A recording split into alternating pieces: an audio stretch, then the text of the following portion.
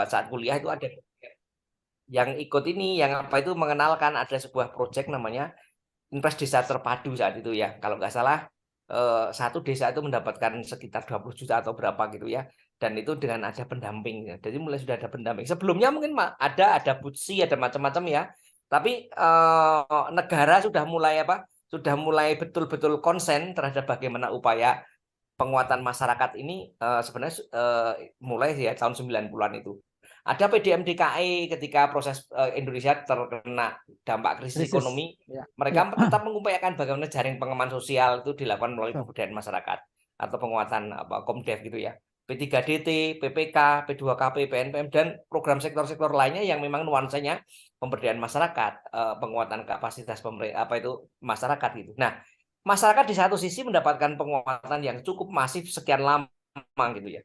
Kalau boleh dicatat di dalam memori kita mungkin pemerintah itu sudah mulai mendampingi ya apa itu secara apa itu memasukkan ke dalam kebijakan pemerintahan gitu ya meskipun itu skalanya belum meluas itu sejak ya sekitar 20 tahunan gitu ya 20 tahun pembiasaan habit-habit terkait dengan bagaimana masyarakat diperkuat berpartisipasi menyusun rencana pembangunan sendiri aspirasi bagaimana menggagas masa depan desa dan sebagainya itu dilakukan sekian lama gitu sehingga menjadi sebuah kebiasaan dan itu terjadi sekian lama masyarakat yang diperkuat.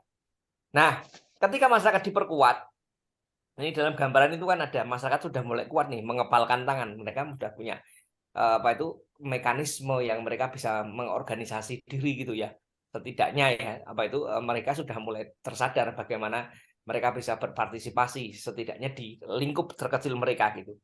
Sementara itu pemerintah belum begitu kuat kalau kita bisa saksikan bahkan sampai sekarang ini gitu ya.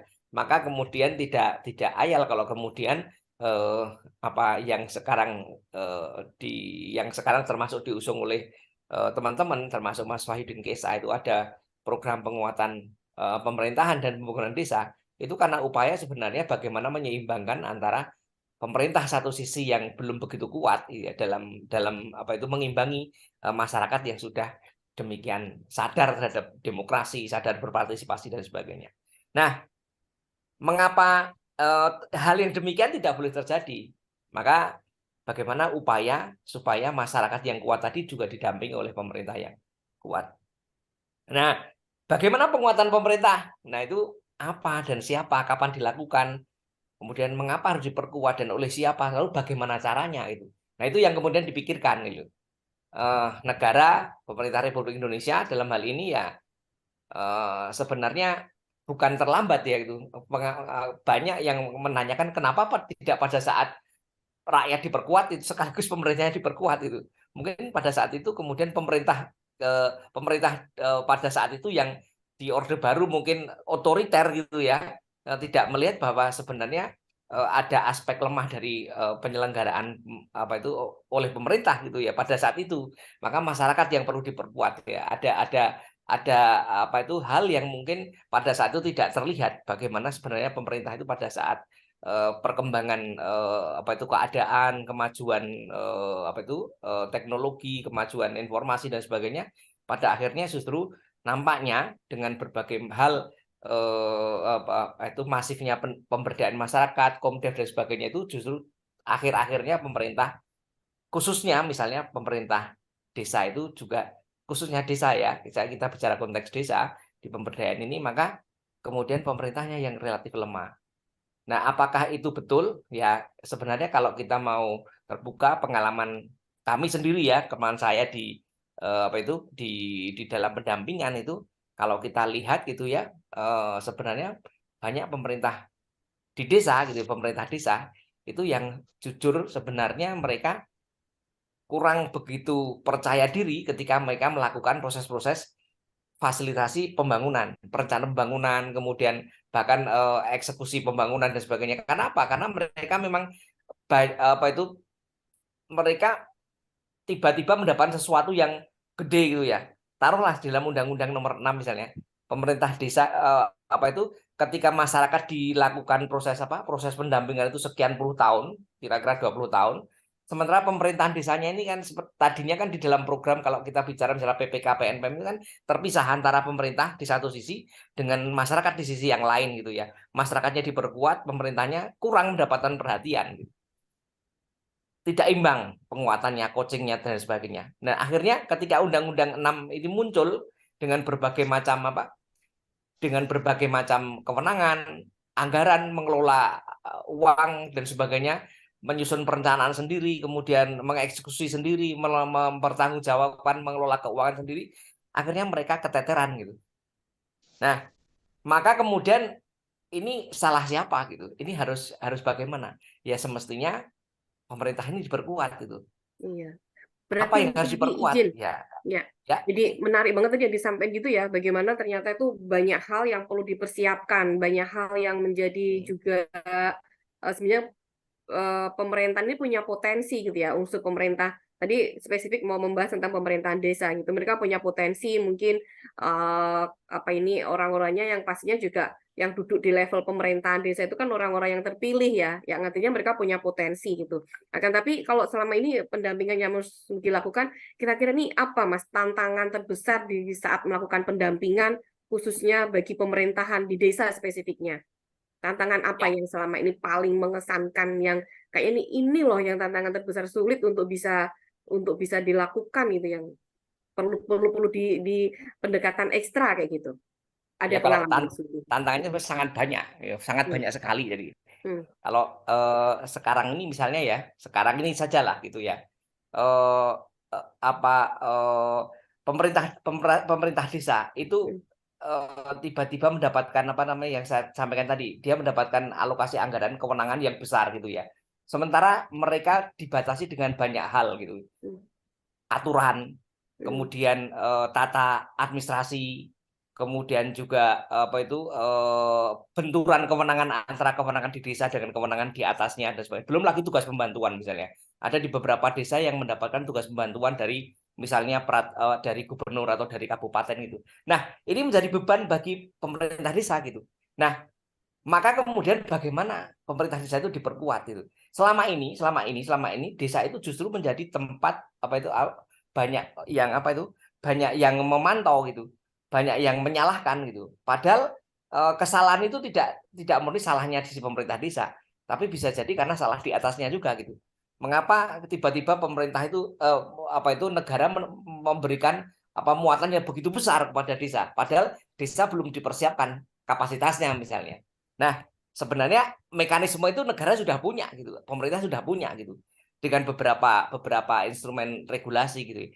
Cuman sekarang adalah kesiapan dari setiap level pemerintahan itu untuk memperkuat desa itu secara berjenjang.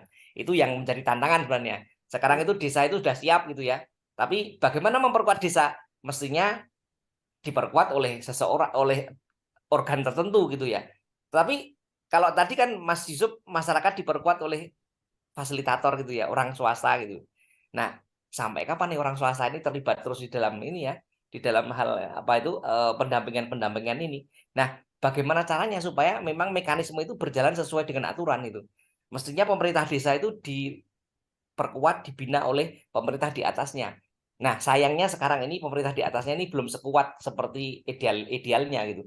Nah, maka tantangannya adalah bagaimana memperkuat yang di atas desanya. Oke, yang di atas desanya itu siapa? Misalnya Kapanewon kalau di Jogja gitu ya, kecamatan gitu. Tapi apakah kecamatan itu memang sudah betul-betul mampu, punya kapasitas yang mumpuni untuk memperkuat desa gitu, untuk mendampingi desa gitu, menggantikan fungsi-fungsi fasilitator tadi itu. hmm, Nah, ternyata belum gitu. Nah, mestinya kecamatan itu yang di atas desa, sedikit di atas desa tersebut kemudian diperkuat oleh yang di atasnya. Tetapi kemudian kita bertanya, apakah teman-teman Bapak Ibu pihak yang di atasnya kecamatan tadi di kabupaten juga mempunyai kapasitas yang mumpuni juga memperkuat terhadap kecamatan itu. Nah, kita balik tanya lagi gitu. Nah, di kabupaten itu apa? Butuh penguatan yang di atasnya lagi ya. Oleh karena itu ada beberapa program misalnya yang memastikan bagaimana ada penguatan penguatan terhadap pemerintahan itu secara berjenjang. Mulai dari pemerintah apa itu di pusat apa saja gitu yang perlu dia menjadi regulator misalnya. Di provinsi itu perannya apa saja, di kabupaten apa, kemudian di Kapanewon atau di kecamatan itu apa. dan pada muaranya ke desa. Nah, ini sebenarnya proses itu ada yang namanya pembinaan pengawasan. Kalau dulu programnya itu teman-teman kita, saudara-saudara kita di masyarakat itu ada PPK, ada PNPM, ada P2KP dan macam-macam, itu ranahnya masyarakat. Maka pemerintah itu ada mekanisme antar pemerintahan itu untuk memperkuat, yaitu pembinaan dan pengawasan itu ya. Penguatannya di pembinaan sebenarnya. Pengawasan itu sebenarnya dalam aspek diawasi untuk dibina gitu. Kecuali kalau memang itu salahnya salah yang tidak bisa ditolerir ya, bukan administratif, tapi sudah ke ranah hal-hal yang sifatnya sudah kriminal, itu lain soal ya, lain perkara. Tapi Ya, pembinaan sudah pengawasan artinya ini maksudnya levelnya beda adalah lagi ya Mas sebenarnya ya. untuk memperkuat. Kalau udah kriminal. Kalau Ya, ya kecil maksudnya ngerti. kalau ada pelanggaran-pelanggaran yang sifatnya sudah kejahatan, itu lain, itu Ya. tidak melakukan, tidak, bukan ranah pembinaan pengawasan, tapi Mm-mm. pemerintah itu saling memperkuat, mendamping, itu prosesnya pembinaan pengawasan, dan itu sudah diatur di dalam undang-undang gitu ya.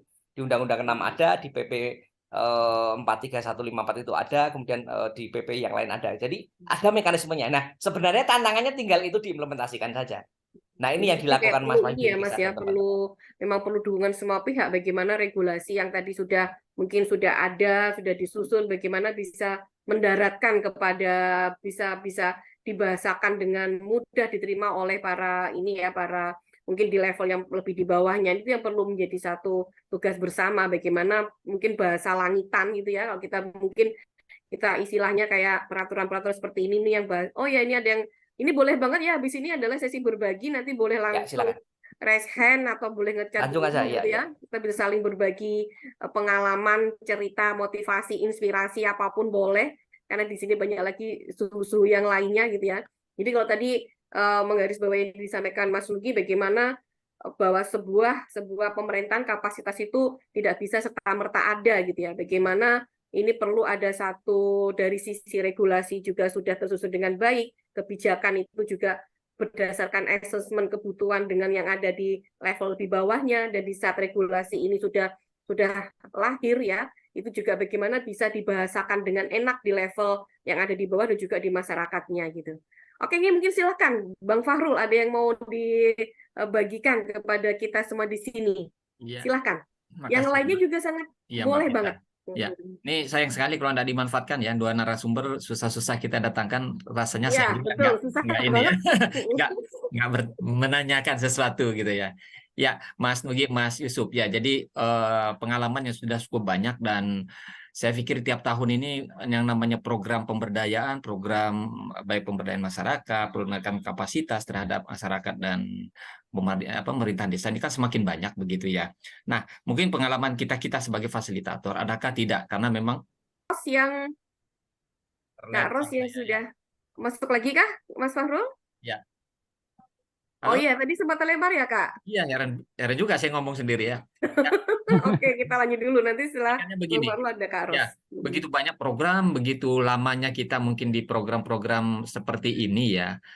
Tentunya kan ada masanya kita bukan membatasan diri, tapi memastikan bahwa ini loh goals kita sudah tercapai. Nah, udah saatnya seperti yang tadi saya gambarkan di awal, pada saat kapan kita berada di outer, inner, dan buffer ya. Nah, pada saat kita melihat masyarakat atau pemerintahan India sudah siap untuk tinggalkan. Nah, ini mungkin pengalaman Mas Yusuf maupun Mas Nugi ya. Kira-kira kapan masa itu akan datang gitu ya, sehingga kita bisa memastikan oke, kita akan tinggalkan ini. Atau bahkan sebaliknya, kita malah betah berlama-lama gitu ya. Supaya biar mereka ini belum maju, belum mandiri, IDM-nya masih rendah, perlu didampingi terus. Nah, tentunya saya pikir harus ada target gitu ya, harus ada target. Mereka ini harus mandiri, maju, sejahtera, sudah cukup gitu.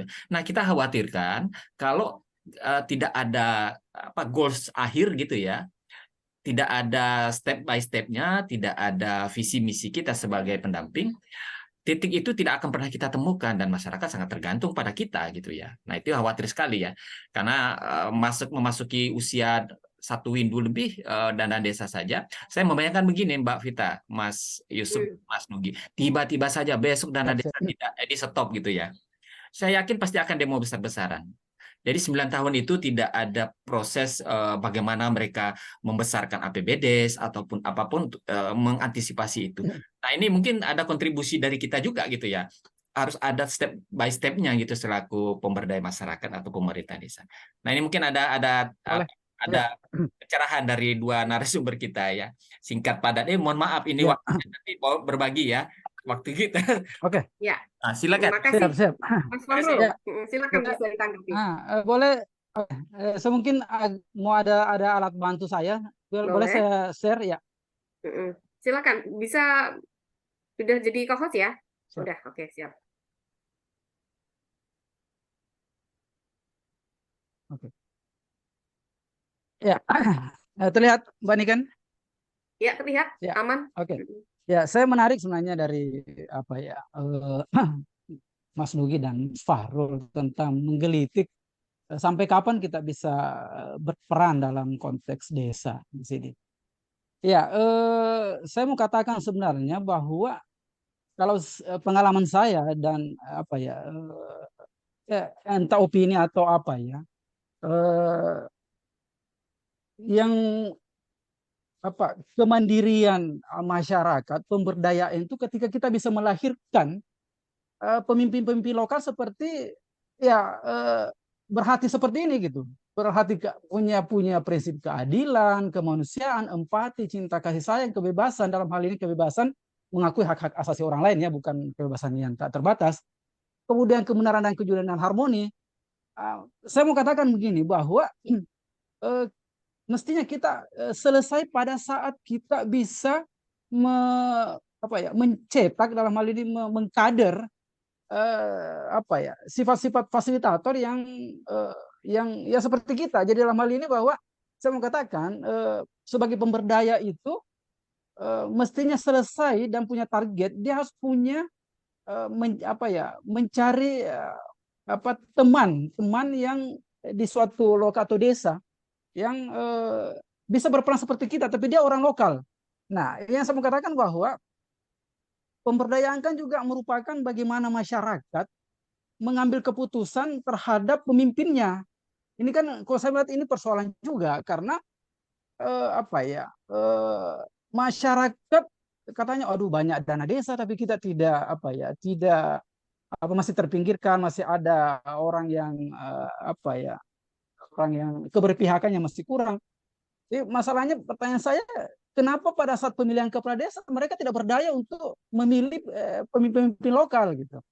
Nah, yang saya yang semua apa seperti yang kami di apa ya di dulu di Gorontalo ya kami memang dorong waktu kami di GSC bagaimana pelaku-pelaku GSC itu apakah KPMD apa ya TPK yang kita punya keberpihakan yang baik itu bisa jadi kepala desa. Nah, itu ketika itu bisa menjadi kepala desa dan bisa memimpin dengan baik dengan mereplikasi program-program Komdev yang kita lakukan selama ini, saya pikir kita harus keluar daripada di situ. Gitu. Ya, alhamdulillah sekarang yang saya pantau ada beberapa apa ya pendamping yang jadi kepala desa dan saya menganggap bahwa itu satu apa ya kepala desa apa pendamping yang loyal ya, yang karena juga ini persoalan apa ya idealisme pendamping juga seperti iman juga ya naik turun. Nah tapi saya melihat ada satu di Sumalata, alhamdulillah satu FK itu jadi kepala desa dan dia juga mereplikasi program-program pemberdayaan baik apa ya tentang keberpihakan terhadap apa ya, kesehatan PAUD itu dan saya diskusi biasa dengan dia. Jadi yang saya mau katakan bahwa tadi kita harus keluar ketika kita harus mampu mencetak pemimpin-pemimpin lokal yang bisa uh, membawa desa itu karena ketika mereka tidak punya pemimpin lokal yang kapasitasnya seperti kita ya saya yakin akan begitu terus karena dua kepentingan saya melihatnya bahwa kenapa undang-undang desa ini belum menyatu ya mungkin selain kapasitas tapi memang ada dua kepentingan yang berbeda. Ada kepentingan masyarakat yang butuh pemberdayaan atau partisipasi. Ada tanda kutip kepala desa yang tadi memang belum punya keberpihakan yang begitu sehingga ada konektivitas itu. Nah, menyambung sampai kapan? Saya pikir apa ya program-program apa ya ke kebutuhan entah dia namanya pendamping konsultan saya pikir itu akan ada terus Mas Fahrul. Cuma persoalannya apakah konteksnya tetap sama atau tidak. Yang kita tidak harapkan konteksnya yang sama terus gitu. Yang kita harapkan adalah sudah berpindah, mungkin ke depannya lebih kepada pendamping BUMDes atau pendamping yang lain gitu. Tidak lagi seperti pendamping bagaimana melibatkan masyarakat berpartisipasi apa segala macam, tapi sudah lebih kepada pendampingan yang tematik gitu. Sehingga ya saya pikir Jadi kayaknya ini ya Bang Farul ya, Mas Yusuf ya, kayak ini profesi ya pendamping betul. fasilitator ini salah satu profesi yang nggak akan tergantikan oleh Iya, betul. artificial intelligence ya, Ya, nggak betul, akan Maksud tergantikan saya, oleh AI ini. maksud saya begini, bukan saya setuju ya program ini akan banyak, tapi kitanya sebagai pribadi fasilitator ya, saya setuju ya apa yang disampaikan Mas Yusuf ini ngena ya sebenarnya, bahwa kita bisa melihat orang-orang di sekitar kita, oh ternyata ini loh standar atau titik goal kita, capaian kita udah dianggap udah bisa mengantarkan mereka kan gitu ya. Ini nanti ada yang sudah punya sifat ini dan sebagainya. Udah ada indikasinya, itu udah lumayan, udah sangat bagus itu. Itu tadi Mbak Fit. Udah ini ya, pilihlah pimpinan lokal ya, pemimpin Nah, lokal yang punya rekam jejak yang baik kayak gitu. saya pikir Udah itu jelas-jelas gitu. yang perlu, itu yang kita Ya. jadi cita-cita lah Gagasan supaya jadi connect karya, ini. Mbak. Ini Iya, menarik iya, ini, iya, iya. kayak ini Kak Ros juga mohon izin Kak Ros kayak tadi udah berdada-dada. Kak Ros silahkan Kak Ros, ada yang mau dibagi ceritanya Kak Ros? Ini juga yang lainnya sangat boleh banget. Ini ada kedatangan kawan dari Aceh juga loh ini. Si Iya. Abang Sayang Mana Rahyat wajahnya mana Sinau itu? Wajahnya belum terlihat. Oh, ini sudah. Iya, Kak Ros. Sudah ya, Pasti baik. suara kopi dia. Hadir, Wah, Mas Teguh. ini ya terasa ikut TOT ini sama Mas Nudi. Semasa masih di NMC sama Bang Fahru juga. Ya, menarik ya apa yang disampaikan Mas Nugi. Saya belajar banyak di zamannya dulu dengan Mas Nugi ini sewaktu beliau di NMC, dengan Bang Fahrul juga tentunya. Semua ini mentor saya. Saya teringat dulu kala saya diajarin Bang Fahrul dan Mas Nugi ini tentang teori nilai dan tindakan. Wow. Saya masih pegang itu sampai dengan hari ini. Berarti beliau tentor yang baik. Muridnya ya, itu sampai pernah dijaga sama Mas Nugi tuh di depan lift saya waktu itu terbirit-birit di Batavia Hotel. Ya, jadi teori nilai dan tindakan di Mas Nugi menarik ya. Kalau tadi Bang bilang bahwa kita harus memilih pemimpin desa yang lokal. Saya sampai di situ saya sependapat. Tapi ada tapinya. Ketika bicara undang-undang desa, saya pikir tidak cukup hanya bicara pimpinan desa. Ada supradesa yang juga turut mewarnai proses ini. Siapa?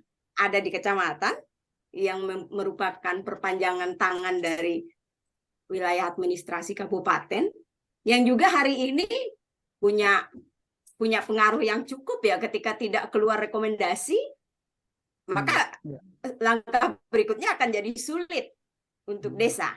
Sebagus apapun pimpinan desa itu.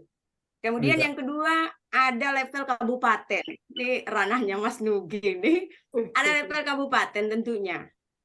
Ketika bicara regulasi, bicara pertanggungjawaban, pelaporan, dan segala macam, ada sistem yang berjalan di sana. Nah, dari pengalamanku selama implementasi undang-undang desa ini, ada banyak persoalan di aras desa, di supradesa tentunya.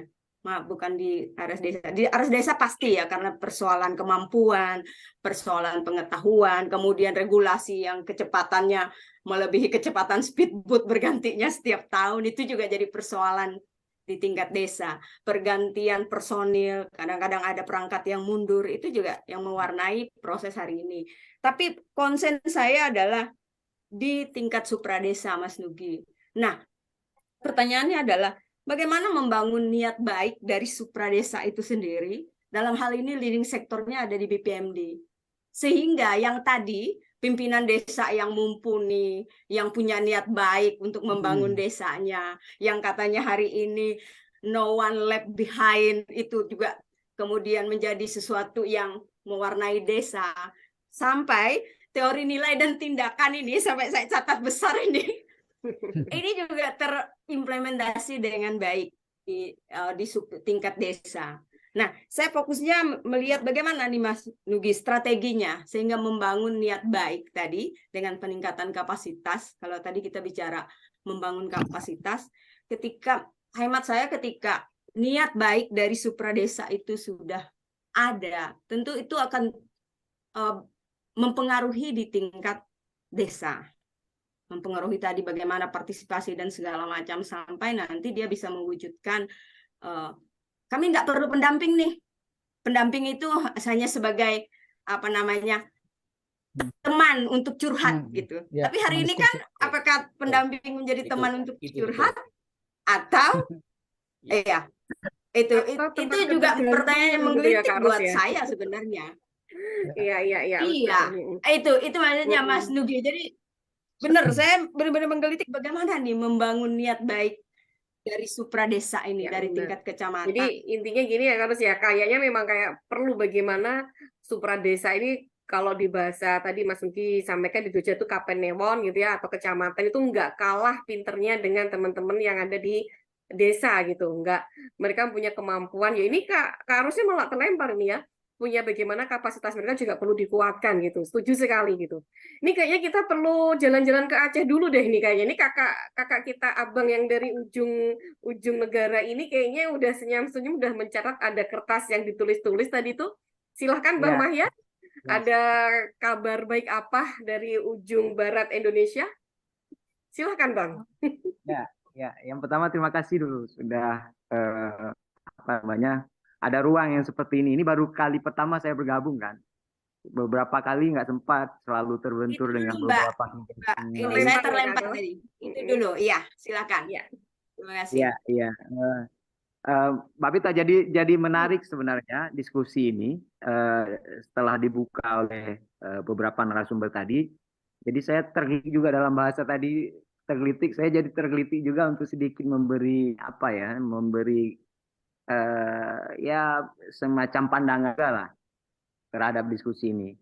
Nah, bicara pengembangan kapasitas itu terutama untuk desa itu kan nggak akan pernah habisnya ya. Selama desa ada, kemudian pergantian aparatur desa itu terus terjadi, ya.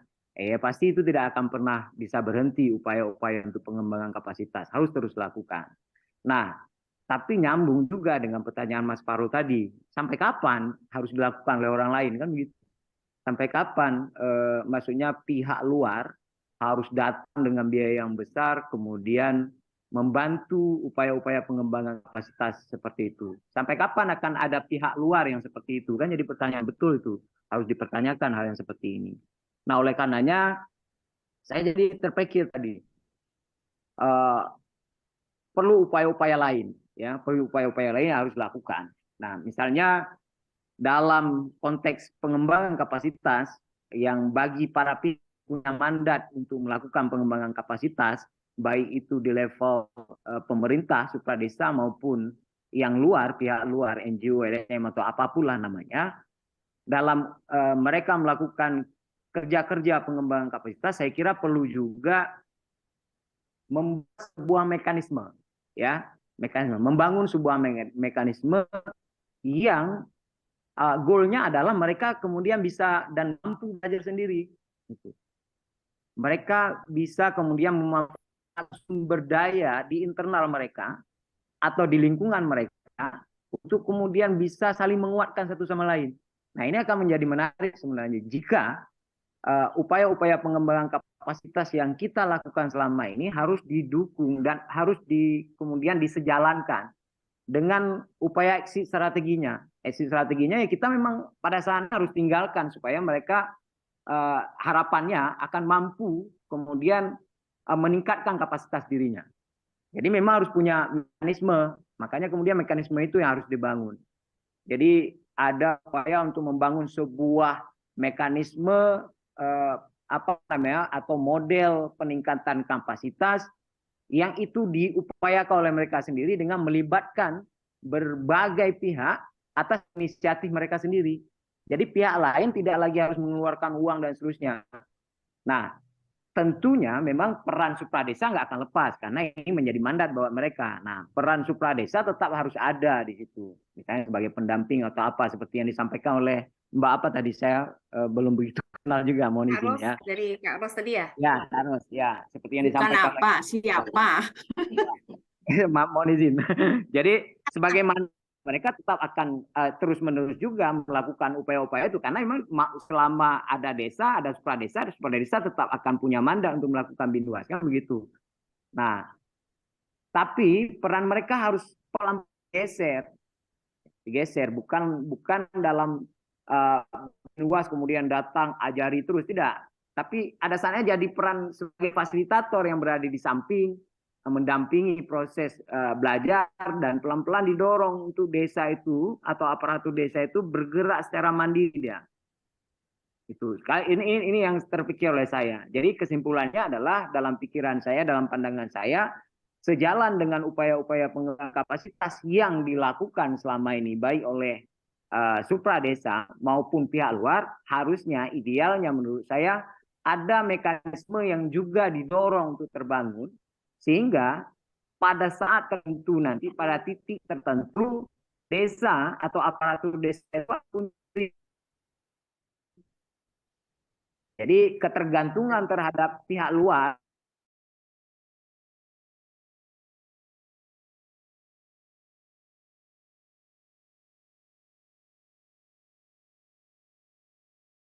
Simpulin nggak menyimpulkan ya, tapi tadi disampaikan oleh Bang Mahyar bahwa menarik bagaimana ada upaya membangun mekanisme peningkatan kapasitas itu yang sesuai kearifan lokal gitu ya kalau aku istilahkan. Jadi sesuai kebutuhan mereka, sesuai potensi yang mereka miliki, sesuai asesmen awal yang mereka temui, sehingga saat mekanisme peningkatan kapasitas itu sesuai kearifan lokal yang mereka sudah gali bersama, intinya nanti akan menjadi sesuatu sistem peningkatan kapasitas yang lebih tepat sasaran, tepat guna, kayak gituan ya Bang ya. Baik, makasih. Ini kayaknya semakin malam semakin panas ya Bang Fahrul ya. Kita masih belum dengar lagi suara yang lain loh. Ini Pak Wahyudin Kaisah, monitor. Pasti memantau karena ini suhu kita bersama, Pak Wahyudin. Ini saya secara pribadi nih, ini saya menyampaikan salam kenal karena nama beliau ini udah sangat sering saya dengar gitu ya. Tapi terus terang memang baru kali ini saya bertatap bertatap muka secara virtual. Ini iya nih, ini anugerah bagi saya nih, Pak Wahyudin nih. Monggo yuk, kita pengen banget tadi yang sudah punya buku yang luar biasa. Tadi ada yang usul Mas Didi tadi. Mas Didi siap-siap dapat bukunya dari Pak Wahyudin. Yusuf. Ya, ini kita kasih pencerahan dong, Pak Itu Wahyudin. ya, next siap. ya, next Monggo. episode kalau gitu ya. Kalau bedah bukunya next episode Terima kasih. Sebenarnya ilmu saya itu sudah ketinggalan zaman karena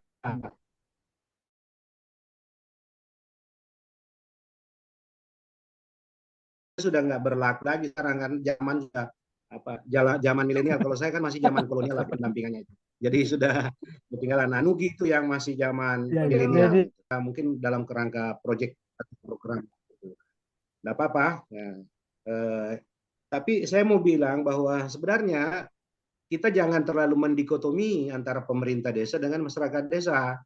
Karena itu akan merusak, malah akan tambah merusak sebenarnya tatanan kita. Karena Undang-Undang Desa itu sebenarnya memang sudah menyebutkan ya dia awalnya kan tidak disebut pemerintahan desa tapi masyarakat berpemerintahan. Ya tapi karena ada kecelakaan sejarah membelah dua kementerian dari ada Bina Pem Desa, ada Kalibata, ada Pasar Minggu, inilah yang terjadi sehingga itu. Tapi tidak usah saya ulas sejarahnya itu kenapa bisa terjadi seperti itu. Saya hanya mau kembali kepada pendampingan ya, pendampingan. Karena itu yang menjadi tema saya lihat. Nah, istilah pendampingan ini kan kalau tadi Nugi bilang itu saya sudah mendampingi banyak sejak di kampus saya mendampingi cewek, mendampingi apa mungkin gitu ya. Nah, itu terminologi. Tapi dalam arti filosofi istilah pendamping ini lahir kan dari gerakan-gerakan NGO ya, khususnya yang pro istilah-istilah community organizer ya. Dulu tahun-tahun 90-an, 80-an akhir, 90-an ya sampai pertengahan mungkin masih dikotomi itu tajam antara orang yang menggunakan CD ya, community development, dan orang yang menggunakan istilah community development community organizer. Nah, karena itu dua kutub yang melihat masyarakat itu dalam dua pendekatan ideologi. Yang kalau CD melihat masyarakatnya lah yang menjadi persoalan, sehingga dia perlu ditolong kan, gitu itu pendekatan itu dilatih di apa. Tapi kalau pendekatan community organizer yang menggunakan istilah pendampingan, itu dia melihat bahwa ada struktur yang salah sehingga masyarakat itu termiskinkan,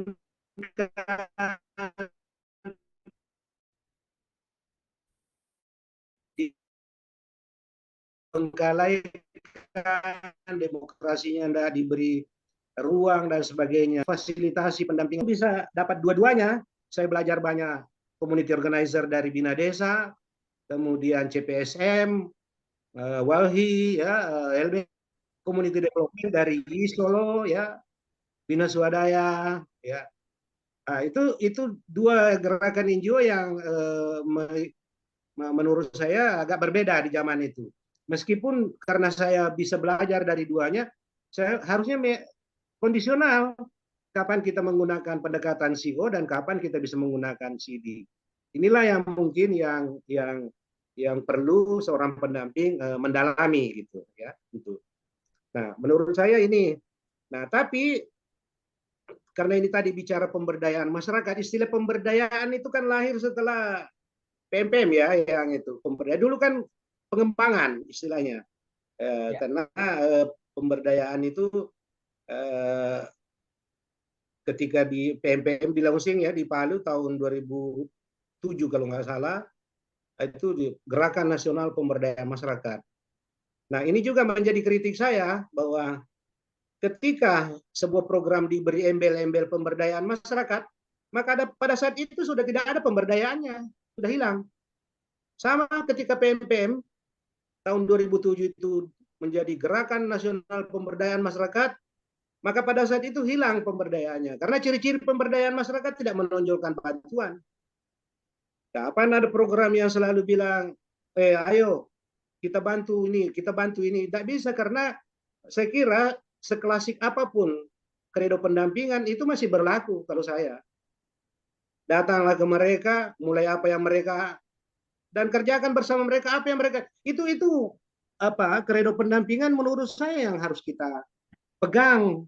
Tapi apa yang terjadi? Seluruh program sekarang ini yang menonjol dulu, ini ada anggaran, nanti ini ada bantuan. Kalau Bapak begini, kalau Bapak begini, ini akan ini. Sama dengan dana desa. Jadi waktu Budiman tahun 2014 datang ke Gorontalo, ada Pak Yusuf ya, Pak Yusuf? Ingat? Ya, siap, betul, sama-sama, betul, Pak. Iya. Budiman tanya ke saya, Mas Wahyudin, apa yang menarik dari undang-undang desa? Saya bilang, kalau saya ke desa diskusi, ya duitnya ada 1 miliar satu desa gitu nanti. Padahal kewenangan, subsidiaritas dan rekognisinya itu jauh lebih berharga daripada 1 miliar. Nah, kenapa seperti itu Mas Bud? Ya karena Mas Budiman sendiri tadi di GOR, waktu dia habis di GOR Gorontalo memberikan sosialisasi, yang dia sebutkan itu bahwa undang-undang desa nanti akan memberikan anggaran sebesar ini yang jadi itu. Sementara dulu PMPM waktu anggarannya masih kecil, malah menarik sekali. Waktu masih PPK, saya ikut melahirkan di Jogja tahun 98, ikut merancang dan sebagainya. Tapi ketika sudah duitnya yang makin menonjol, ya sudah hilang. Yang namanya swadaya, partisipasi itu nonsens sudah itu. Kenapa? Karena kita itu candu, sama dengan dosis candu. Kalau hari ini kita berikan satu desa itu 200 juta, dia bilang, wah alhamdulillah besar sekali ini Pak. Gitu. Tapi 2 tahun kemudian 200 juta nggak ada artinya. Dia minta 1 miliar, dia minta. Begitulah kalau materialis yang ditonjolkan di dalam sebuah gerakan. Nah, untuk itu menurut saya ya kita harus hati-hati sekali ini untuk menyebut bahwa ini program pemberdayaan, ini program pemberdayaan. Padahal begitu kita teliti, oh ternyata sudah tidak pemberdayaan. Ya karena sudah menonjolkan lebih dulu itu ada bantuannya, ada skemanya, ada ininya. Ketika itu yang terjadi, nonsen itu sudah hilang partisipasi dan karena prinsip prinsip kemandirian masyarakat yang kita mau dampingi itu kan di situ, Iya, betul banget. keswadayaan. Sekarang di desa itu kalau ada gorong-gorong rusak, ya tunggu dulu, Ya, tidak usah ya, kita ke ya. gotong royong, nanti datang ada dana PMPM, nanti ada dana desa.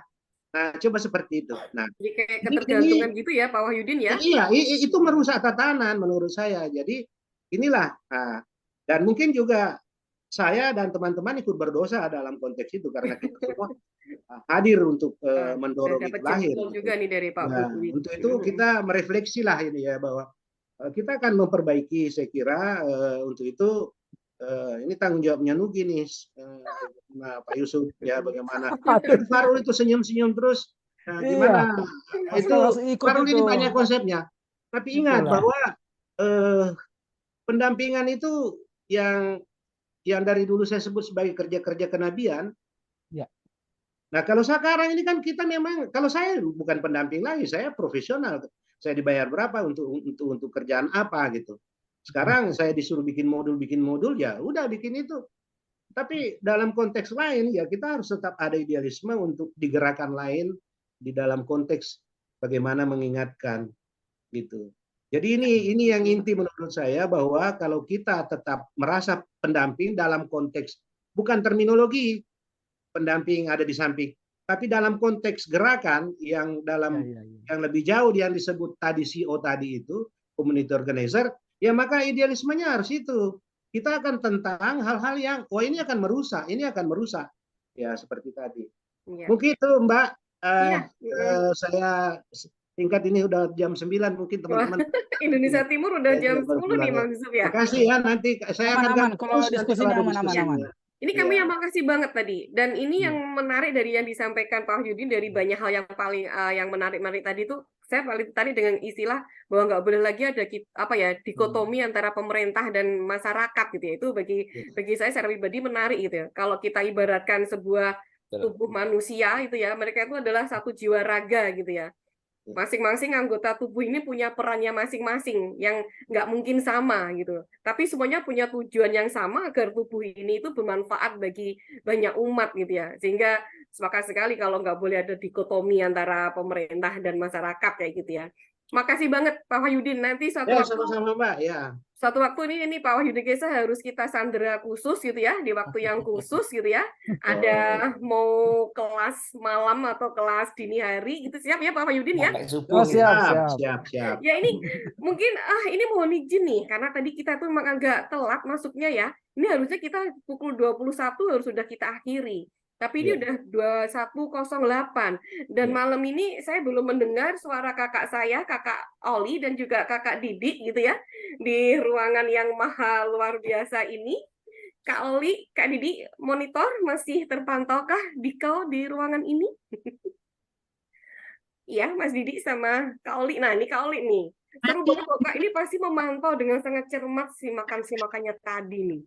Ini Mas Didi juga yang monitor Mbak Niken. Wah, monitor banget dong. Aku tahu ini walaupun senyap tapi ini sangat menyimaknya. Monggo yuk, Mas Didi sama Mbak Oli. Ada yang mau dikomentarin nih dari huru hara kita yang luar biasa di malam ini? Silakan Kak Didi. Masih di mute? Silakan, ada yang disampaikan. Oh, Kak Oli nih kayaknya yang udah siap ini. Mikrofonnya udah nggak mute lagi. Silakan Kak Oli, ada yang mau disampaikan Kak Oli?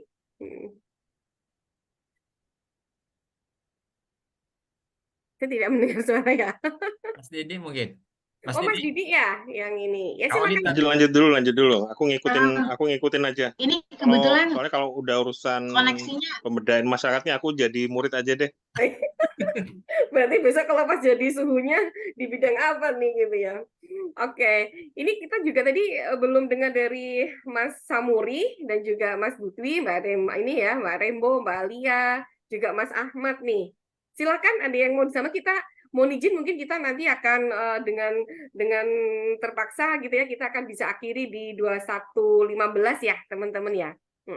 Ada yang mau disampaikan lagi dari teman-teman lain sebelum nanti kita kembalikan waktu yang istimewa kepada dua narasumber kita yang luar biasa.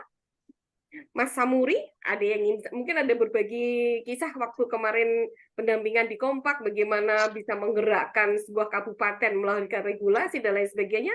Silakan Mas Samuri. Masih ada di sini? Ya, Oh ya, monggo. apa ya harus ini kan Banyak nih kisahnya nih.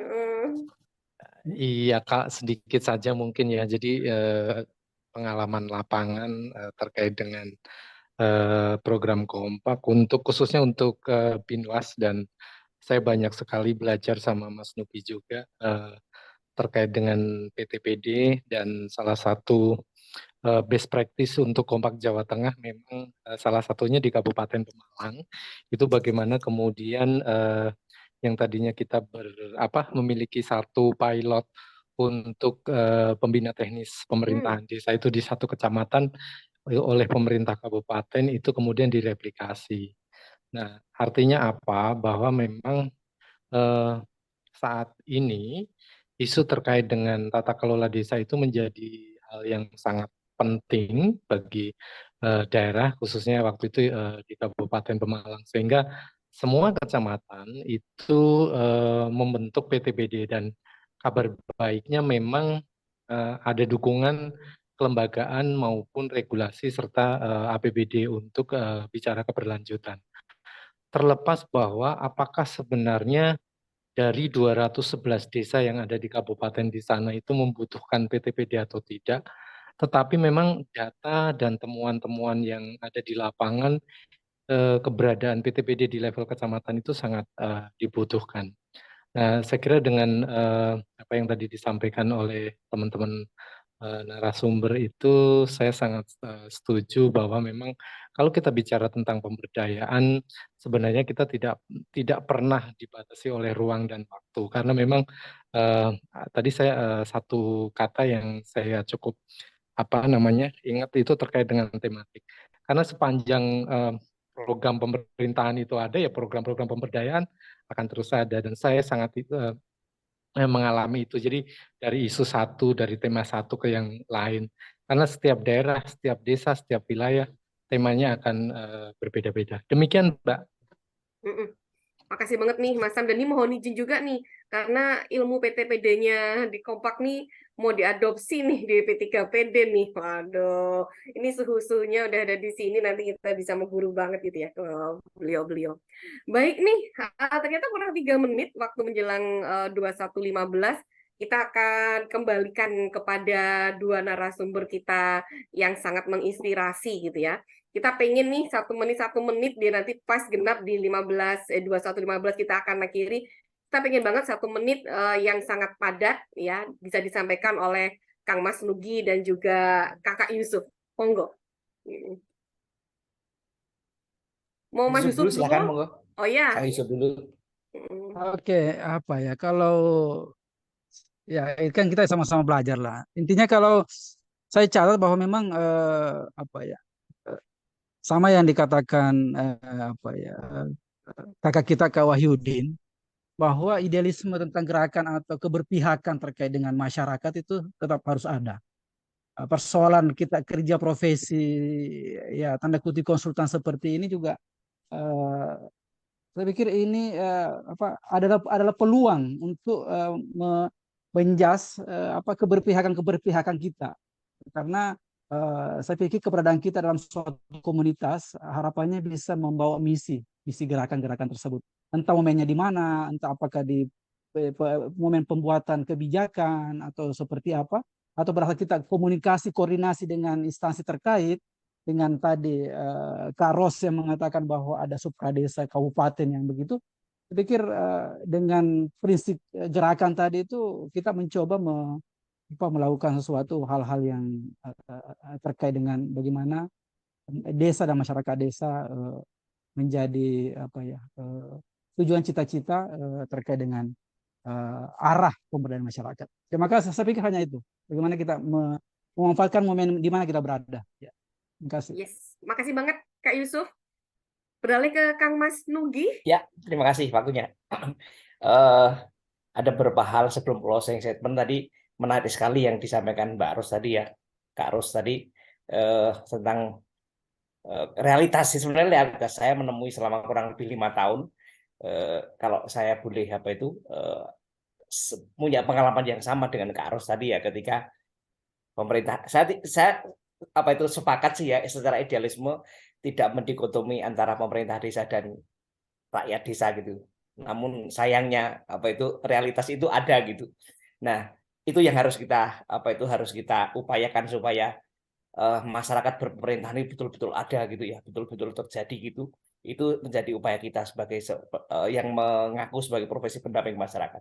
Itu yang satu. Yang kedua, memang realitasnya terjadi bahwa teman-teman di desa misalnya gitu ya, ketika melakukan proses konsultasi, konsolidasi dengan pemerintah di atasnya gitu ya, dalam hal ini supradesa gitu, dan sayangnya teman-teman di pemerintah yang lebih atas itu tidak memberi dukungan layanan yang semestinya gitu, dan itu yang kemudian membuat beberapa pemerintah desa yang saya temui real di lapangan gitu ya, ketika desa tidak mempunyai kapasitas untuk menyusun perencanaan sendiri, kemudian kalau bahasa Jawa itu ndandake, menjahitke RPJMdes, RKPdes dan APBdes itu kepada pihak lain gitu. Nah, sayangnya juga itu ya, yang menjadikan penjahit itu adalah teman-teman kita yang pendamping gitu.